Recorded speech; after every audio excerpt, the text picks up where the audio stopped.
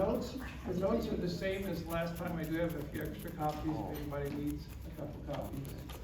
I looked in the parking lot, not a whole lot of people coming in. I know that there were small groups that chose not to meet last time that are choosing to meet this time.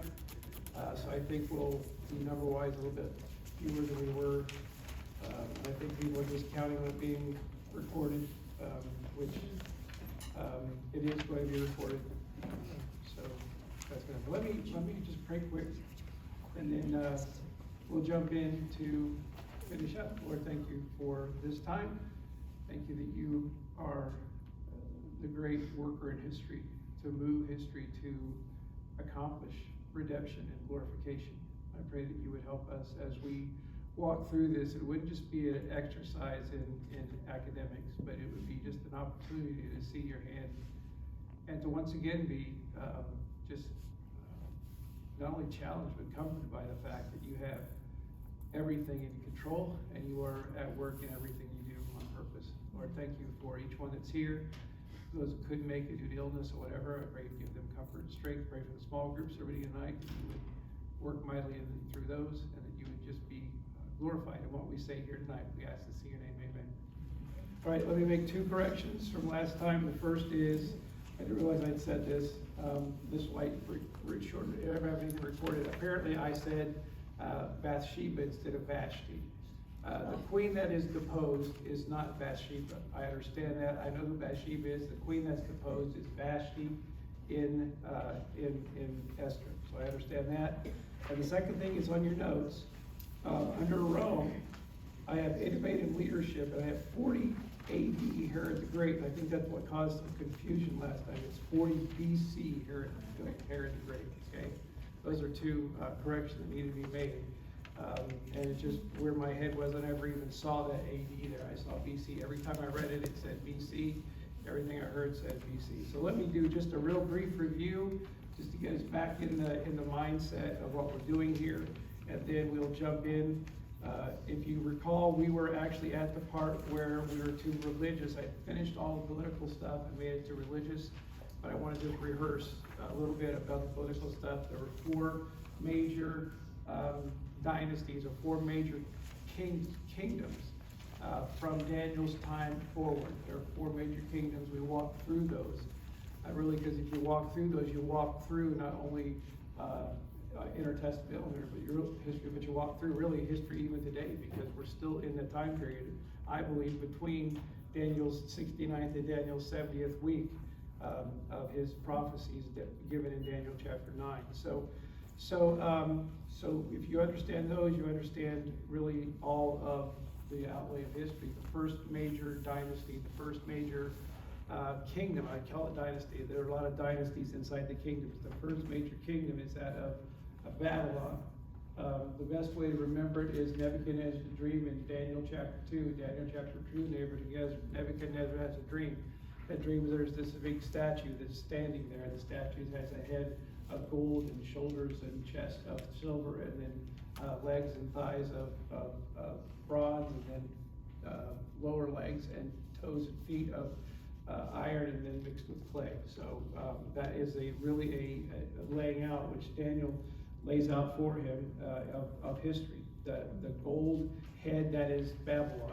That's the Babylonian Empire. That's already out of the way by the time we get through Daniel. Daniel doesn't make it. Daniel makes it all the way through into the Persian Empire.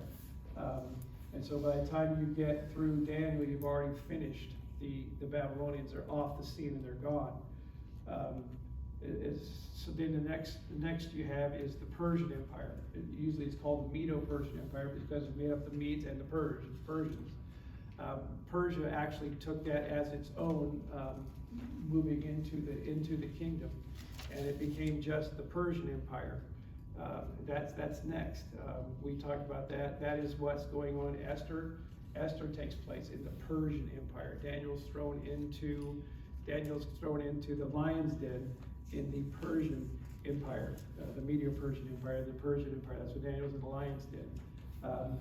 You have both Ezra's return, Zerubbabel's return, Ezra's return, and Nehemiah's return, all under the Persian dynasty. By the time we hit the New Testament, the Persian dynasty is way gone. But for those post-exilic books, they're all really in the Persian Empire. That's the word I was for the whole time, was empire. It came to me, thank you, Lord. Then next you have the Greeks. The Greeks, Philip the Macedonian began the rise in power for the Greeks. There was always interplay between the Greek city-states and Persia.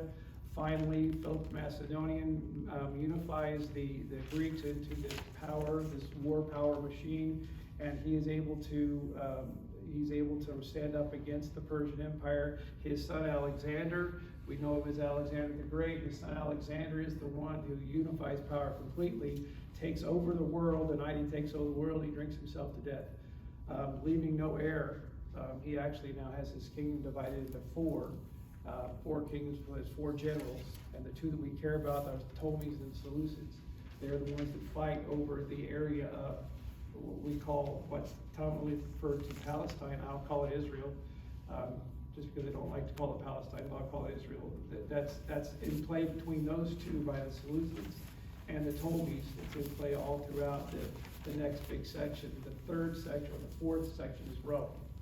Rome is the 4th, and Rome takes over about the 60s, 70 to 60, actually 60 BC, 60-ish BC, and is still really, in some sense, in power today. If you really understand our economic system and our political system, all the things we do, there still are large vestiges of Rome in what we're doing even today. And like I said, I believe that even the last week of Daniel's 70 weeks brings all that into play. And someday I'll teach Revelation again, and we'll go through that. But so that really the time we care about, though, Rome affects Israel between 63 BC and 70 AD, when Rome finally destroys the temple.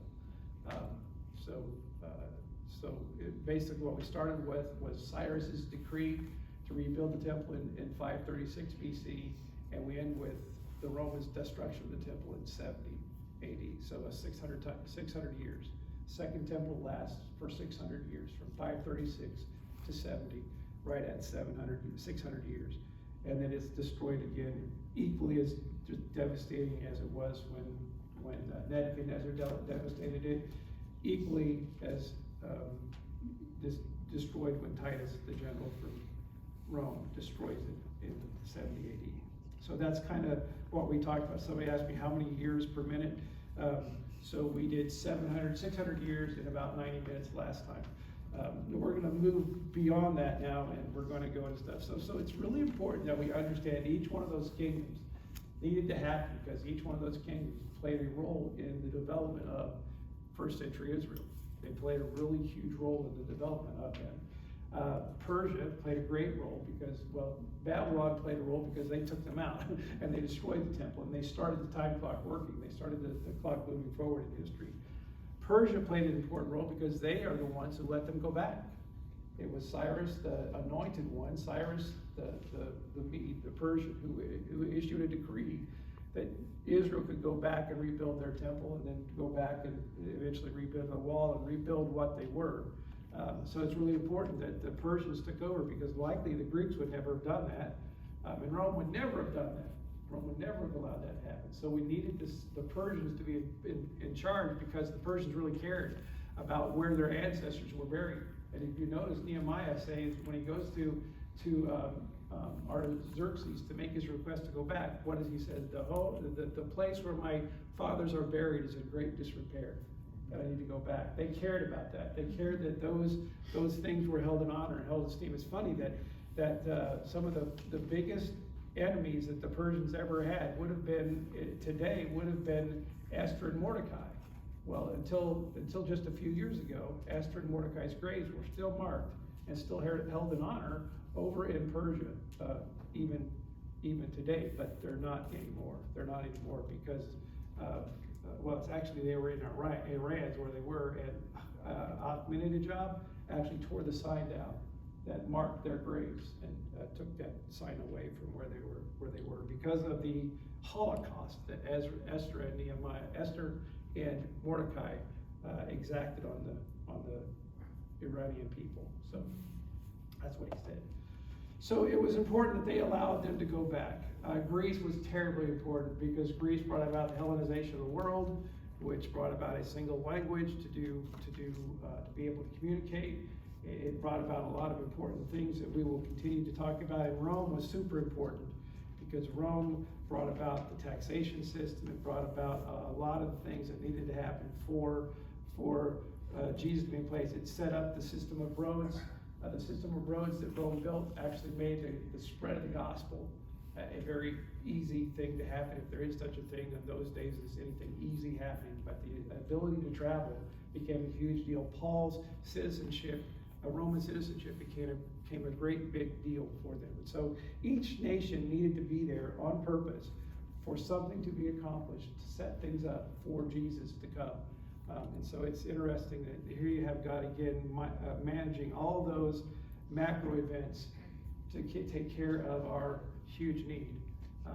And again, if he can do that, on all those macro events, I don't like this microphone, I don't know why it's doing this to me. If he can do that on all those macro events, then he can certainly handle all the micro events of our own life and our own history. So that is that's basically the review. So we got to the religious, and so there are several religious things that happen. And what I'm not going to talk about is religions for all of those kingdoms. I'm going to talk about really specifically religious things that affected Israel, okay? And the things that happened in the intertestamental period that affected where we find ourselves in first century Israel. Monotheism is a development that took place in the intertestamental period. I know you would thought that monotheism took place in the Exodus time, right? No. If you read from the Exodus all throughout all the Old Testament, Israel struggled with something, all the way up until the exile. Israel struggled with idolatry. The reason she's taken into exile is because of her failure to accomplish the law and her failure to acknowledge God as God. Read Hosea sometime and look what he says. He calls them, "You're not my people anymore," because of their failure to keep the law, their failure to worship him and him alone, and because of their running to play the prostitute with other gods. And so that's the reason, one of the reasons they're judged. So prior to the exile, they failed miserably to be monotheistic. It's something that every once in a while they build back into, but the northern nation, the nation of Israel, which is the northern 10 tribes, never were monotheistic. They are always worshipped idols, always. In fact, that was the bellwether of their establishment was when Jeroboam set up 2 golden calves and said, "Here are your gods that brought you out of Egypt." And so they always struggled with monotheism. But during the exile, monotheism became very, very important to them. It was a way that they were distinguished from all the nations around them. It was a mark for them to stay monotheistic because they were the only monotheistic nation ever, really. Every other nation held many gods. And it's in this time period, in the exile and in the time after the exile, that they really developed to be a monotheistic nation, a strong monotheistic nation. Monotheism means worship one God. They were a strong monotheistic nation.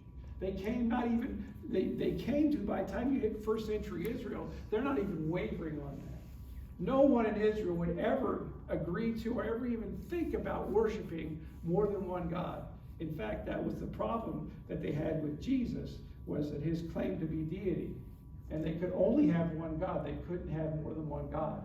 And so that was something they really struggled with this idea of Trinity, this idea of how it all fit for him. And so monotheism becomes very important because it laid the road for Jesus is to come on the scene, and it laid the foundation for his actual murder and his rising from the dead. So monotheism is a really important development in this intertestamental time. The synagogue system is a very important development in this time. Before before the captivity, there is no synagogue system. Why is that? Well, because worship was done at the temple.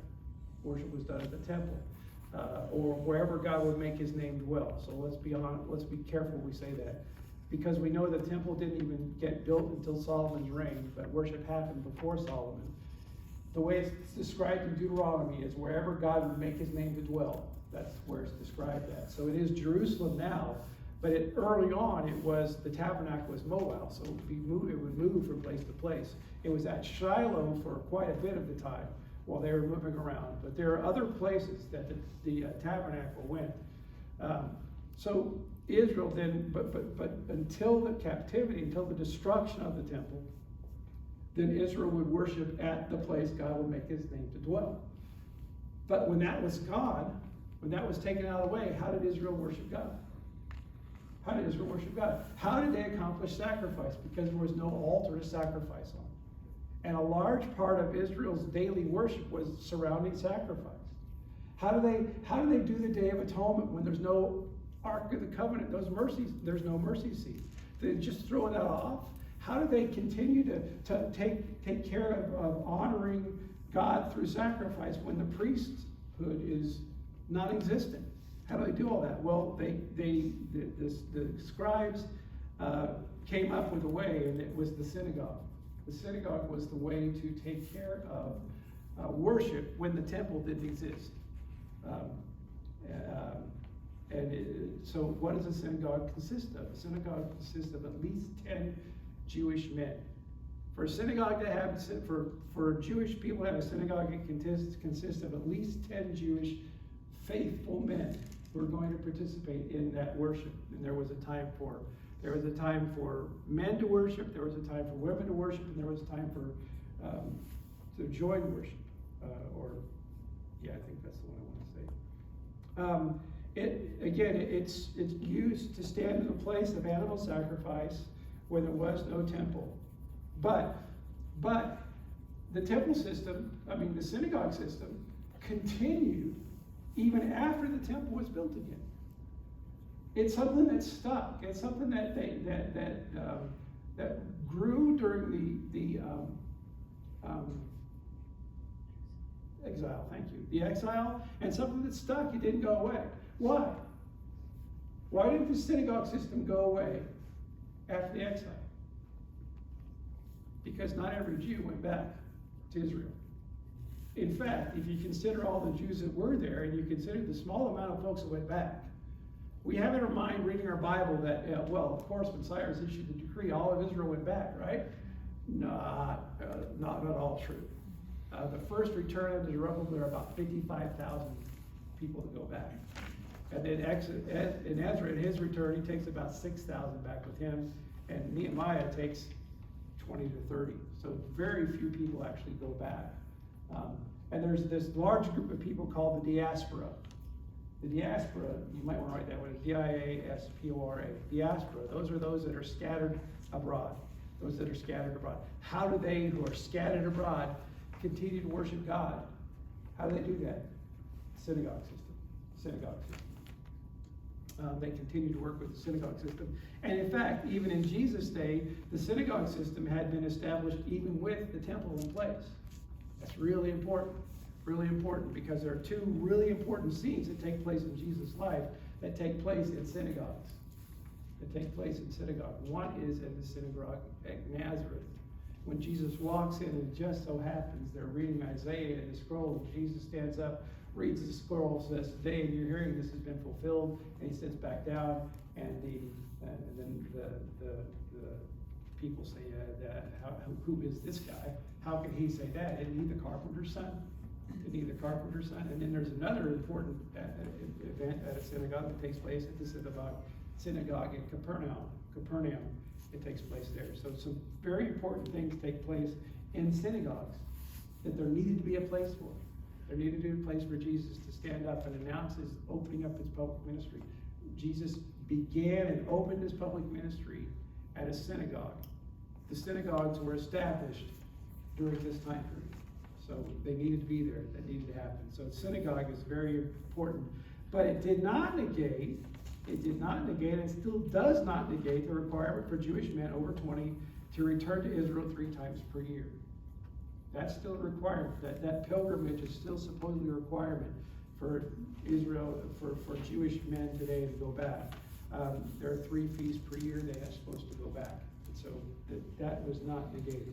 So the synagogue system, very important in as a development through this time period, and at how it continued through Jesus' life. So that's a religious development that happens. And what it really led to was different folks standing up and being in charge and those kinds of things. Third, I should just put these as one, the feasts. An important development, I actually put it in the wrong order in my notes as I was reading this today, but I didn't want to do it. Purim actually comes first. Purim is a feast that celebrates the Jews' liberate or deliverance from Haman's plan in Esther. If you've read the book of Esther, you know that Haman, the wicked Haman, the Edomite, the Agagite, comes up with this plan to annihilate the Jews. And the Jews, through the work of Mordecai and Esther and through the hand of God, overcome that threat.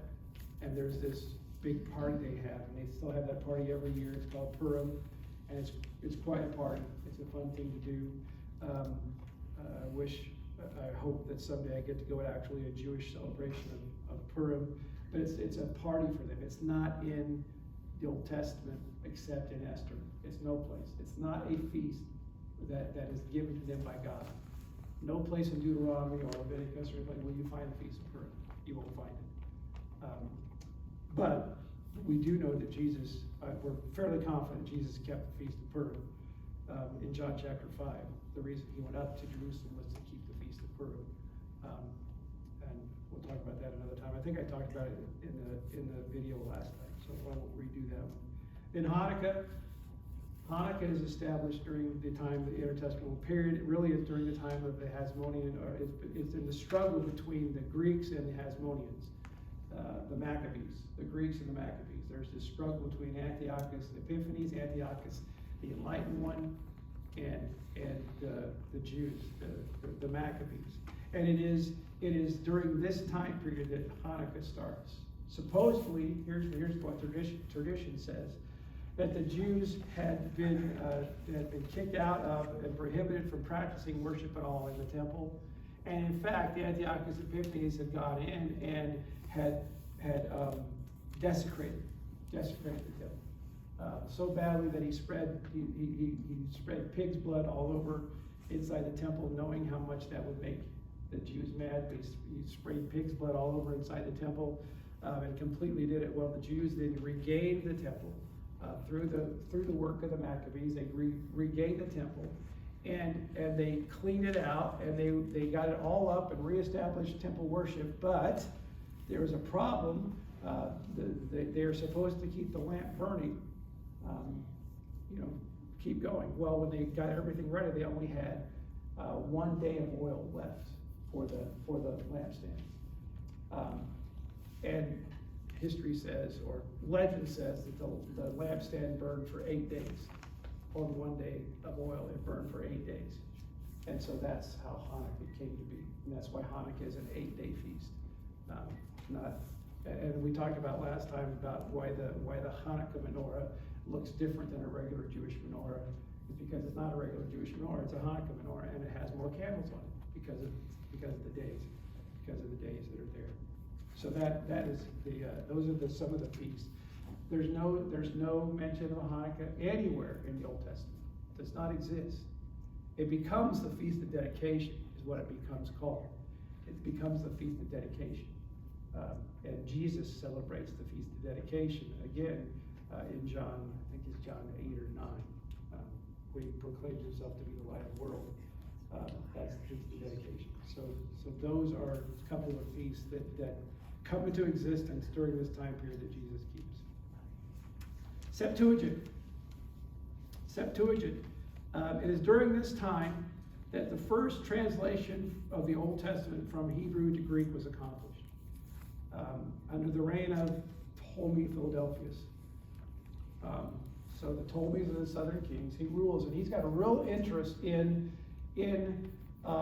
other stuff and he can't read Hebrew. He doesn't know how to read Hebrew. I don't know how to read Hebrew. Hebrew is not easy to read. You read it backwards. Greek has things that look like our letters at least. Hebrew has things that don't look like letters at all. They have little squigglies and dots all over the place, and so he couldn't read it. So he commissioned a translation of the Hebrew Old Testament into Greek. Tradition says that there were 70 translators that translated, 70 scribal translators that translated the Hebrew into Greek. There were actually 72 translators, but it became known as the Septuagint or the LXX. The LXX. Whenever you read LXX, that is the Septuagint. It's interesting, the LXX was the Bible that Jesus probably used. The Bible, the translation, the thing that Jesus probably had, if he had anything, was the LXX. I don't say that because I'm guessing. I say it because of what Jesus quotes when he quotes Scripture. When Jesus quotes the Old Testament, he doesn't quote an Old Testament that is a Hebrew Old Testament. A lot of his quotes are quotes taken out of what the LXX says, not at what the old original Hebrew says. So did they get it wrong? No, they got it exactly right. They got it exactly right because it was God's preservation of his text throughout the world. And the differences are so insignificant, it doesn't change anything that Jesus doesn't quote one or the other. But it's interesting that not only that, but you have a lot of the biblical authors using the Septuagint in what they're writing, not using the old Hebrew text. Hebrew, it's thought really became pretty much a dead language somewhere in the mid-intertestamental period. Hebrew became a dead language that not really anybody used Hebrew at all, but they all used something like Aramaic. You've seen Mel Gibson's The Passion of Christ? Have you seen that? If you're a young kid, don't see that.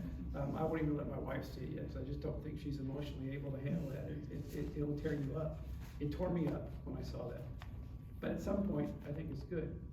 But interestingly enough, in Mel Gibson, when he made the movie, he wanted to do it in the original language. Guess what language the Passion of Christ is in? It's not Hebrew. It's Aramaic. It's Aramaic. That's the language. That's probably the language that was spoken in most of the time there. But the spoken language was probably Aramaic. In fact, when Paul stands up, you might be saying, no, I know better because I know this, because when Paul stands up in the temple, he stands up and he speaks to them in Hebrew. He says, can I talk to them in Hebrew? And if you read any kind of, it's the Hebrew dialect. And the Hebrew dialect is Aramaic. So you can actually read, when you read Hebrew, most of the time, when you read Hebrew in the New Testament, you're actually reading the Hebrew dialect, which is in fact Aramaic. That's what he's talking about. So, careful. So the Septuagint was really important. It was a written form of the Word of God that was translated and then passed down from generation to generation to generation. And because it wasn't written in Hebrew, which became a dead language, because it was written in Koine Greek, Common Greek. That's really important. Really important that the New Testament was written in Koine Greek because everybody could read it. It's kind of like most of the world with English today.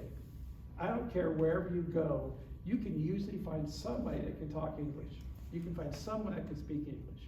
I know when we go to Mexico, we go to Brazil, all those kids have to take English classes when they're really little kids in school, and someone can typically understand you. And in fact, be very careful because they'll always tell you no. They will always tell you no just to see if you talk about them behind their back, because they can understand you. So the Septuagint, which is a large development, happened in that time period. So another big deal was the priesthood. The priesthood was really important During much of the Persian time, it was the priesthood, and the high priest especially, that ruled Israel. It was the high priest especially that ruled Israel. And at that point, during the Persian time period, usually it was a descendant of Zadok that was the high priest. That changes. Under the Maccabees, that changes. We'll talk about that in a second. But, so the high priest ruled Israel. It morphed away from a king-governor type of relationship to a priest-ruling relationship because the Greeks wanted to rule. They didn't want to have a puppet king in place or some kind of surrogate governor in place. There wasn't a lot of that for them. It was they would let a priest stand in place, but they would be the ruler if you were Greek. And so during that time period, both the Persian and the Greek time, it became the priests who were ruling, were determining and making judgments in Israel for the people. During this time period, the priesthood became both very powerful and very corrupt at the same time. You see the beginnings of that, even in Malachi. You see the beginnings of the corruption of the priesthood in Malachi. So much so that, remember, the high priest marries his son to Sanballat and Tobiah. And he has actually his foreign father-in-law living inside the temple. Remember, he's made rooms for this guy named Tobiah in the temple? And Nehemiah goes back and, what are you doing? And cleans the place out. But it was because the priesthood had become to be this thing that you could make allies with rather than being the thing that led to people in worship. And it became very much of the power struggle. So it became very, very corrupt. It was under this time period that the high priest became, not only the high priest, really, but all priests, became no longer a descendant of the previous high priest, but was chosen by the government. And it's also very interesting that it's during this time period that the high priest no longer is a descendant of Aaron. That the priests are no longer a descendant of Aaron. It's because of the Hasmoneans. We talked a little bit about it last time. The Hasmoneans were Jewish priests. They were Jewish priests, but they were not descendants of Zadok. Aaron has some kids, and at some point, the high priest was chosen. It had to come from you. You can figure that's when you do your reading. High priest has to come from the guy named Zadok. Z-A-D-O-K. Okay? Well, so by the time you get to the Hasmoneans, they are not descended from Zadok. And yet, they usurp the high priesthood. They take it as their own. John Hyrcanus, it's a name you'll if you read this history, you'll read that. He became a very powerful political leader and priest, and he actually takes it. He takes it for himself. It is also during this time, like I said, that the high priest becomes more of a political appointment of the government that's ruling than it does a function of really their relationship with the high priesthood at all. And it was who had the best relationship with the foreign government, who had the best in with them. In fact, by the time we hit New Testament Israel, it's the same exact way. And the high priest of that day is a guy named Annas. It's a guy named Annas. He is the high priest culturally anyway. But why is he not the high priest? But he was the high priest. So was he the high priest, or was Caiaphas high priest when Jesus was killed? Who was it, Annas or Caiaphas? Do you know? The right answer is yes. They're both high priests. Annas is really the high priest, but he's given that power, that title, to Caiaphas for that year. Caiaphas is high priest. And it's something that can be traded around and bought and paid for and all that kind of stuff. But Caiaphas, it just so happens, is Annas' son-in-law. So he's, apparently dad-in-law's being a little good to him. The reason that this happened, I believe, is due to the failure of a series of high priests to contain the people of Israel adequately. The high priests were in place, and they were supposed to make sure the people of Israel didn't get out of line.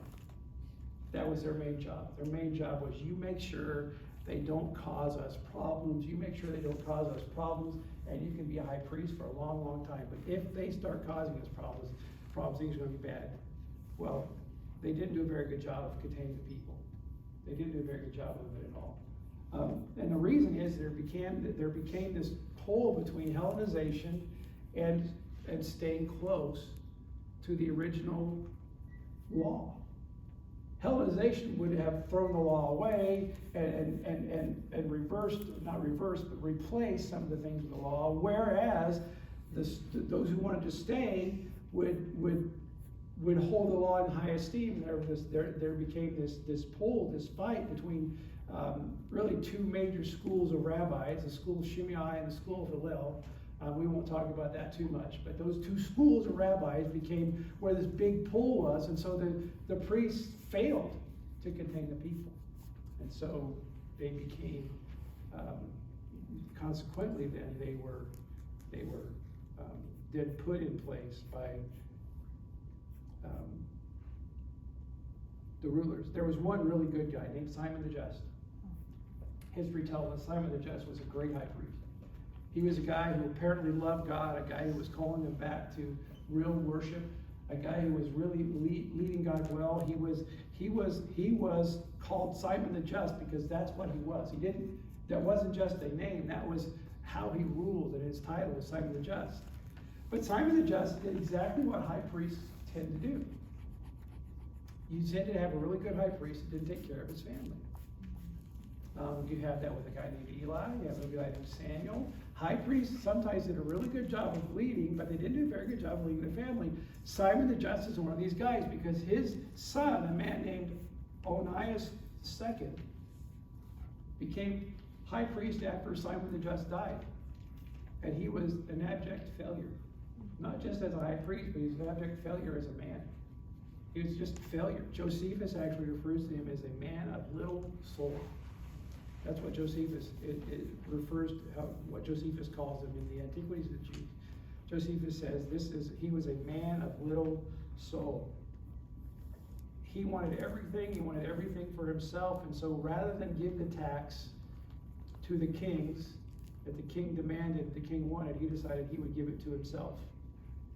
He refused to levy the tax. And so the king was so enraged, infuriated by that he was coming to destroy Israel. But one of the nephews of Onias, named Joseph, stood in and actually negotiated a compromise. It's an interesting compromise. Joseph negotiates this compromise in which Joseph would collect the tax. And he would give the tax to the thing, but in favor of that, basically Joseph got a blank check. And Joseph became the first publican of history in Israel. He became the first publican. What he did was he levied a tax on the people, more than he was going to need to give, and because he had a blank check from the king. You can take as much as you want to, just make sure I get mine. And so Joseph made sure he got his, and he became the very first publican.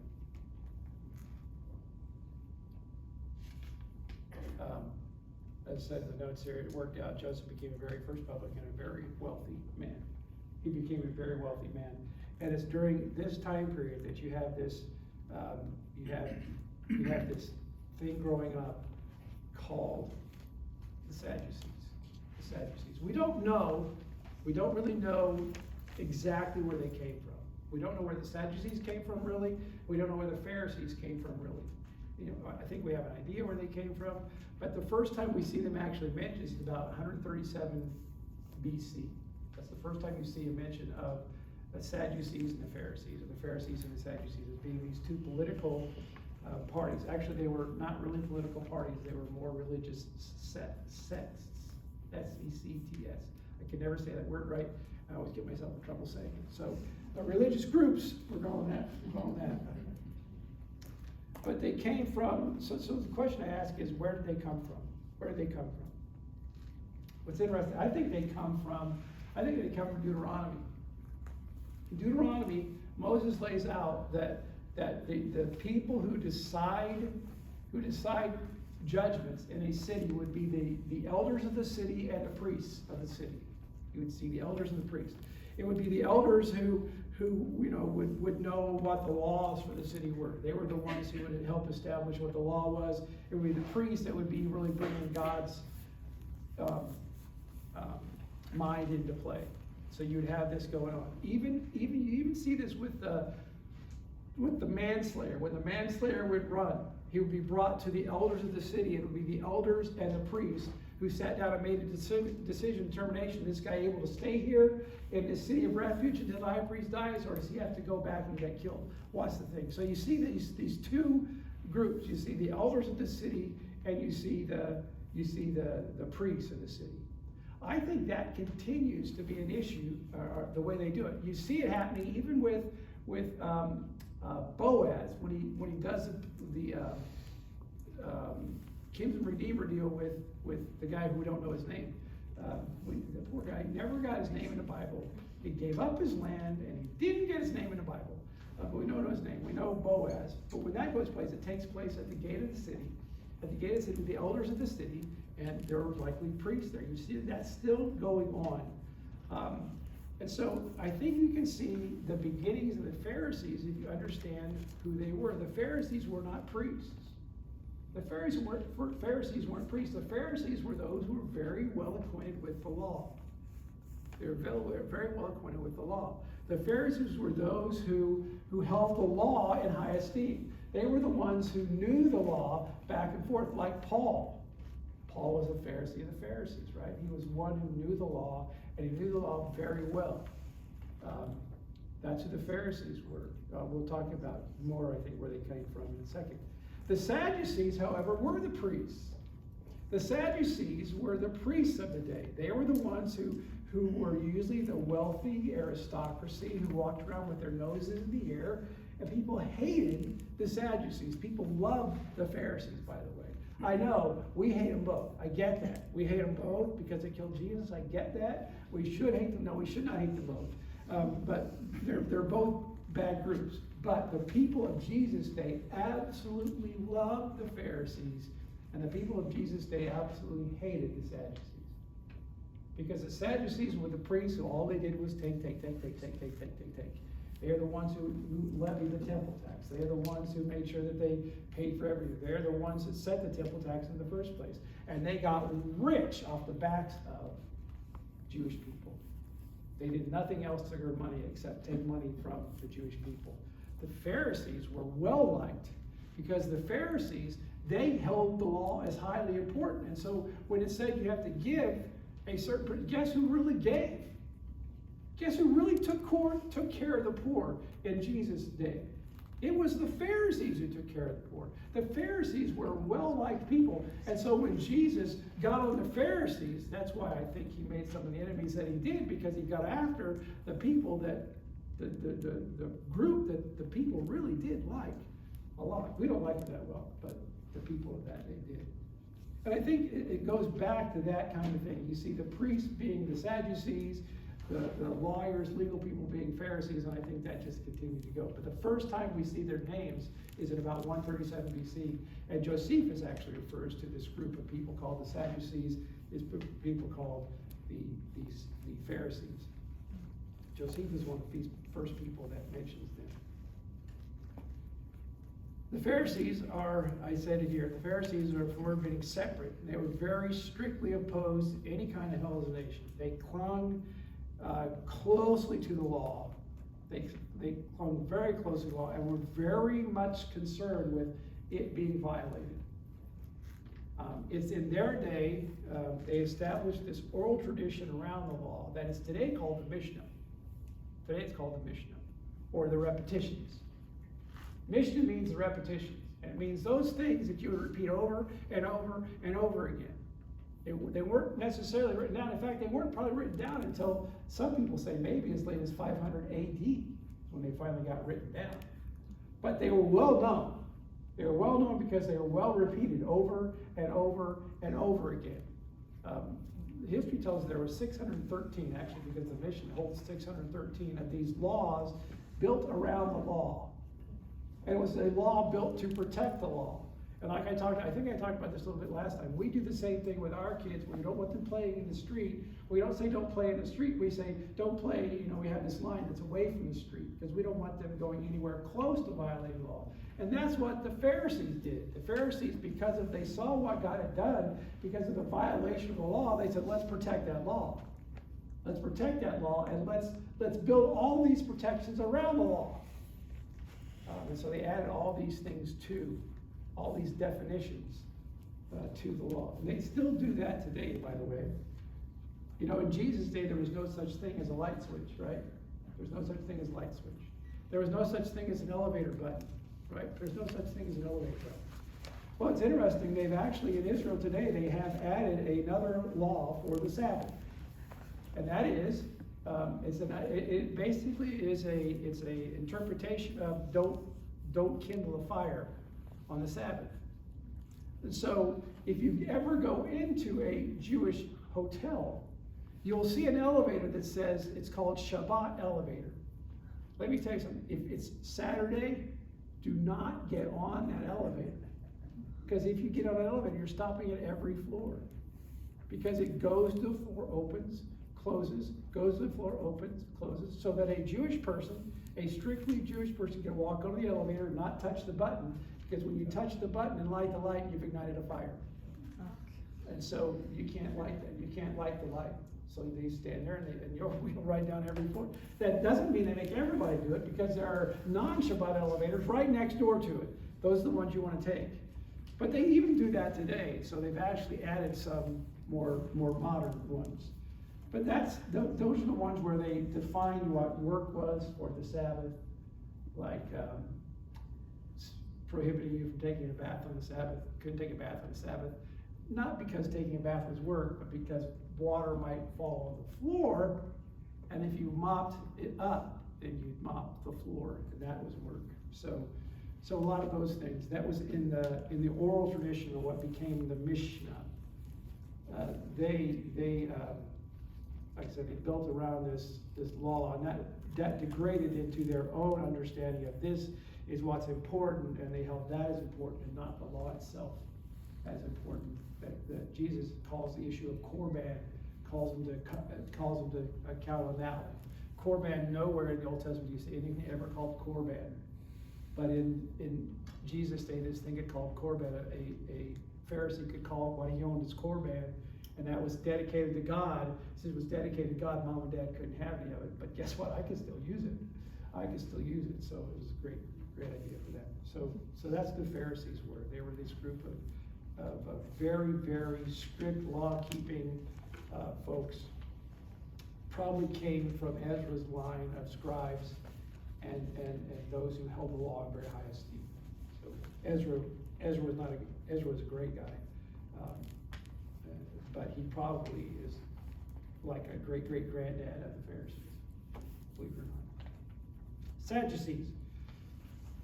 Sadducees were those priests who sought the approval from governing authorities, and their cry, according to 1 Maccabees 1:11, their cry was, let us go and make a covenant with the heathen. Let's go and make a covenant with the heathen. What? Yeah, because at least that way you live. Right? At least if you've made a covenant with the heathen, you can live. So that's at 1 Maccabees 1:11. Their cry is, let's go make a covenant with the heathen. And it worked. It worked. They saw no way for Israel to long survive or survive long without making alliances with the foreign governments. They knew they needed those. They encouraged Greek philosophy, Greek language, and Greek games, and began even to tolerate some vestiges of Greek religion. These are the priests. It's the priests who did all that. You would think it would be the priests who stood for truth. No, it was the priests who wanted cash, so they're the ones who caved. And they caved even so far as religion. And in fact, the later priests, even those who stood against Hellenization at the beginning, moved toward Hellenization at the end, and actually sought to see everything distinctly Jewish replaced by what was Grecian. So those two groups of people, the Pharisees and the Sadducees, are what made up this group of people called the Sanhedrin. The Sanhedrin was a ruling authority, the Jewish ruling authority in Israel, really in Jerusalem. And they were the ones who would be the ones who met Jesus, or who tried Jesus at night, the night of his crucifixion. It was the Sanhedrin that was called to do that trial at night. But then we have a third group I wanted to talk about. These are called the Essenes. The Essenes. It was these, they abhorred the ways of the heathen, and also disagreed with the nationalism of the legalists. See, the legalists were, the Pharisees thought the nation was important. The way to keep the nation going was to strictly keep the law. But it wasn't for the law's sake. It wasn't for the law's sake, it was for preservation's sake. The Sadducees said, well, let's make alliances with them so we can live. And the Essenes said, no, we need to be separate, totally separate. And so they actually left Jerusalem, and started their own community that we visit when we go to Israel, called Qumran. They're the ones who are responsible for the Dead Sea Scrolls.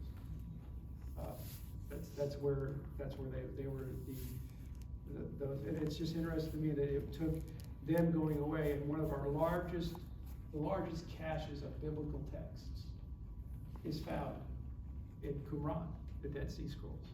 And what would we have? What would we not have at our disposal to understand the Word of God if they hadn't broken away and gone and done that? It's interesting to me how God did that. So those are the religious groups. There are. Hang on, let's go. I'm going to be able to finish.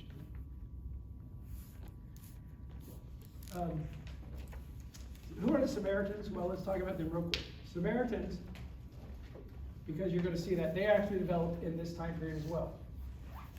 Samaritans, so the Assyrians are the ones that took the northern nation captive.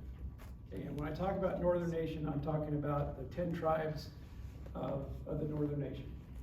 They didn't get lost, they got taken captive. Well, when the Assyrians came in and took somebody captive, they didn't just come over and take charge. They actually removed the people away from there and brought new people in to settle the land. The Samaritans were people who remained in the land and yet intermarried with those scoundrels that came in, and they established this half-breed group of people. And they were those who basically had intermarried with the enemy, and they were supremely hated by the Jews. They took their own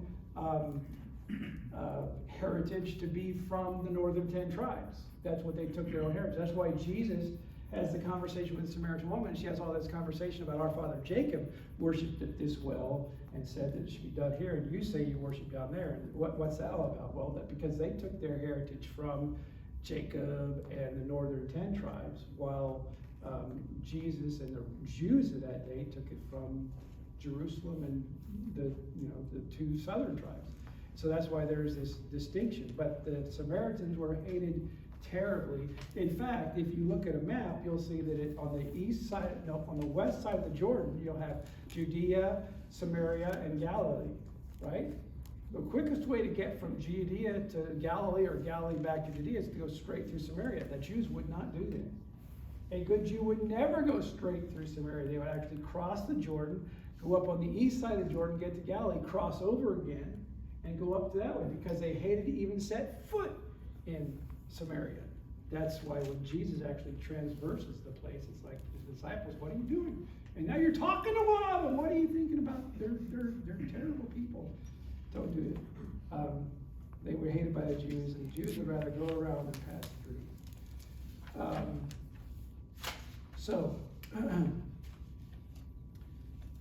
those are the religious things. There are some things that happened that grew socially during this time, and I'm just going to mention them really quickly because I thought I'd be screaming for time at this point. It's only been 2.5 hours, so in the whole time period. So first, there are class divisions. when you came back from captivity, class divisions had gone away. One of the key things that Jesus had, not Jesus, the key things that Jews had stamped out was class division. That was huge going into captivity. And they recognized that. All the minor prophets said, you're getting rich by grinding the bones of the poor. So when you come back in, that really hasn't been too much of a deal. But by the time we get to first century Jerusalem, first century Israel, that's a big deal again. Class division is huge. That's why the Sadducees were a very much disliked group of people, but the Pharisees were a very well-liked group of people. Another thing that had developed was a hatred for Rome. And this hatred for Rome had morphed into two separate rebellions. The first rebellion was in about 137 BC, was the first Jewish rebellion. It was put down, it didn't go well. And then there was a second Jewish rebellion in about 63 BC. A second Jewish rebellion hit. And there's actually a group of people who became known as the Zealots. The Zealots were growing up in this time. They were not religious at all. They were strictly political. And their primary focus was the overthrow of Rome. The overthrow of everything that wasn't Jewish, and to establish self-rule and to see the Jews established as a kingdom again, well, apart from any other rule. It's interesting to me that there's at least one disciple who was a zealot. And his name was Simon, not Simon Peter. Simon Peter is not Simon the Zealot. There's two. And a lot of people believe that Judas Iscariot was also a zealot. But there's not a great deal of proof for that one.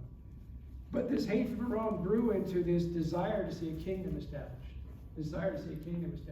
And so that began to be the litmus test for this Messiah who would come, is what kind of a strong military ruler is he going to be? How is he going to deliver us from Rome? What we know is because they hated Rome so much, they missed what the Messiah was really coming to do. They missed that. They thought he was coming to deliver them from Rome, but he's really coming to deliver them from their own sins and their own selves. It's interesting that even in the crucifixion, Caiaphas actually plays it off as an opportunity to see Israel have its own way, have its own king. You may not remember this, but there's this group that gets together and they're talking about how do we deal with this Jesus guy? How do we deal with that? I mean, the people love him, and they love him because he feeds them. They love him, and you want to be the one that kills him? I don't be the one that kills him. He's raising people from the dead. You going to kill him? I'm not going to kill him. And then Caiaphas steps up and says, it's expedient that one dies for the people. And hatches this idea that we can kill him, call it for the people, and establish self-rule. So that's his own estimation of killing Jesus, the way he says to do it. That all grows out of this hatred for Rome. But it's not just a hatred for Rome. There's a hatred for all Gentiles. Everything Gentile began to be hated. Gentiles were considered worse than dogs. There's only one group of people worse than the Gentile, and that was the Samaritan. The exclusion of the Gentiles was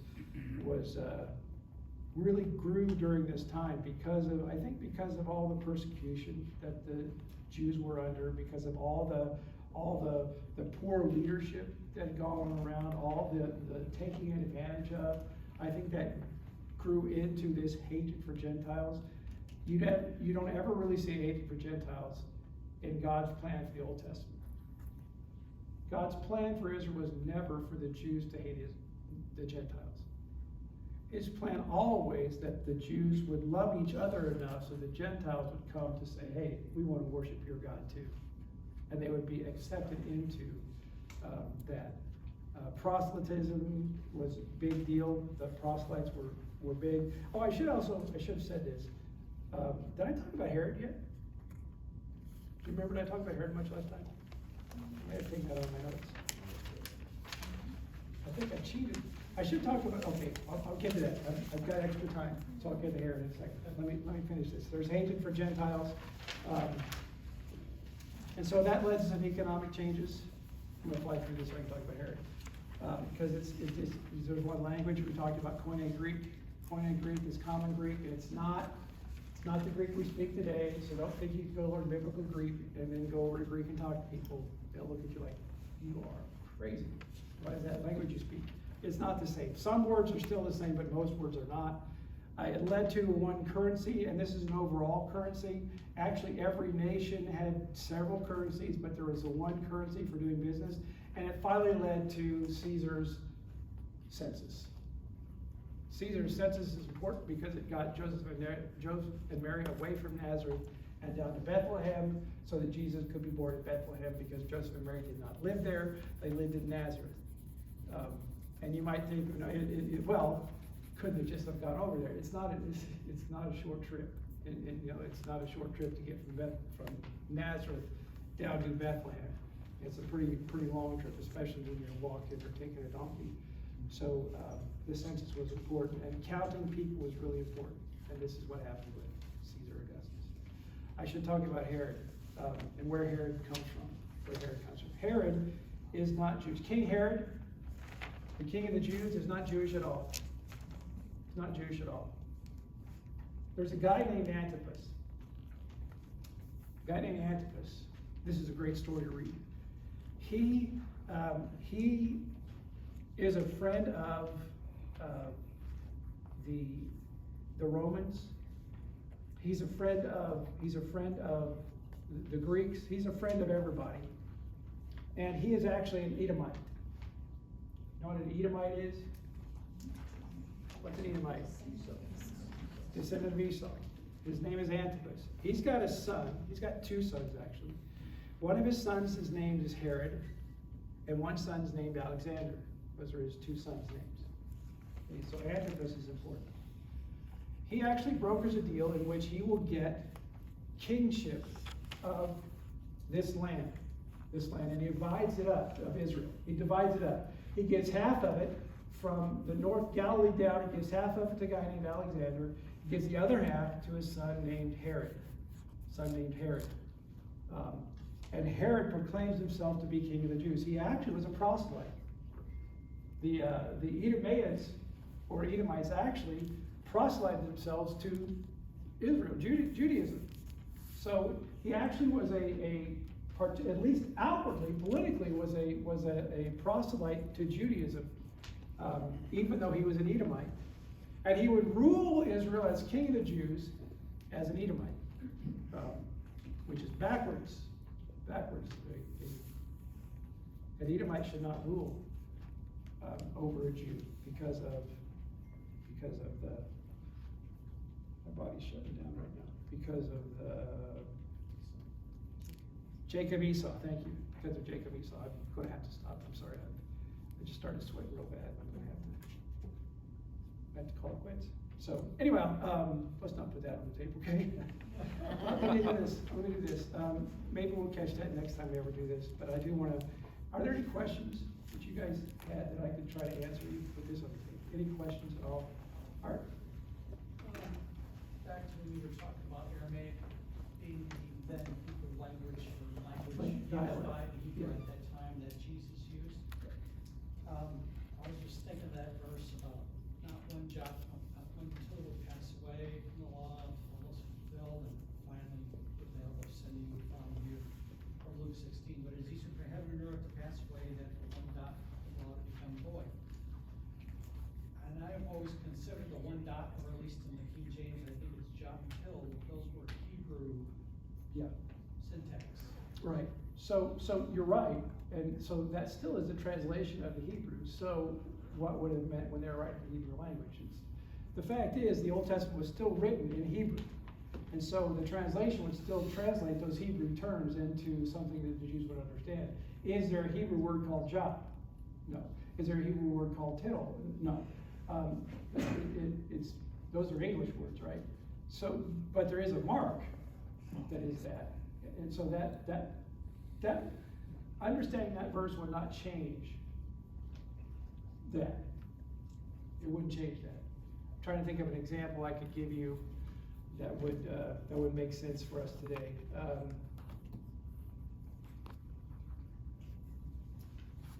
think maybe you think that the actual Hebrew language text is the source document. Right, that's exactly right. The Hebrew language text is the source document for that translation. It was translated into, the Aramaic and stuff. So yeah, so that's good. And that's exactly what I was thinking of trying to say. Good. Way to answer your own question, Art. Good job. Anybody else? Dave. In the time of Jesus, there was Galilee up north. There was Samaria, kind of in between that and Judah. How did Galilee, even though it was part of the northern 10 tribes, how did it then become part of Israel again?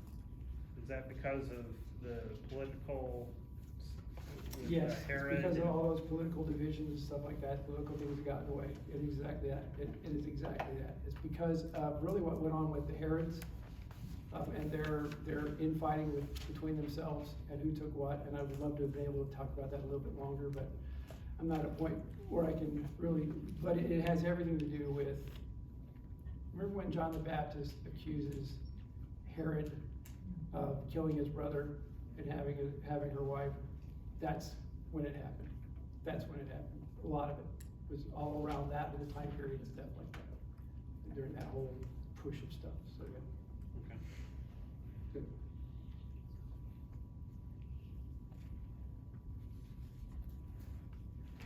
All right, thanks, guys. You're getting out of here 25 minutes early tonight. You can just leave the chairs where they are. We'll get those taken care of. We don't need to put those all up. Bye.